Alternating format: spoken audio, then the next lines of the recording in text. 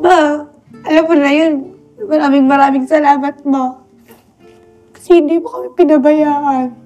Corny man to, ma, pero... Ma, huwag kang magpapadala sa mga sinasabi ng iba. Kaya pa sila. Tuloy-tuloy lang tayo sa pagtitinda, ma. Magta-travel pa tayo.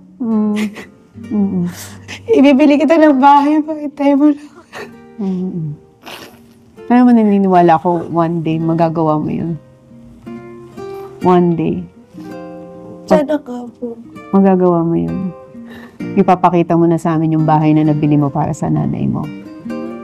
Kasi naniniwala ako yung mga binibless na anak, yung mapagmahal sa magulang. Ikaw yun.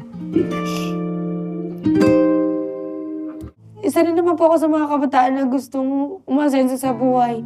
Isa rin po akong kabataan na nangangarap. Hindi naman kita hihilahin pa babae. Hindi ko naman sinasabing lahat tayong mga kabataan magtrabaho agad. Tumulong lang po kasi may iba pong mga kabataan na sobrang hirap na po. Hindi pa po tumutulong sa mga gawaing bahay po.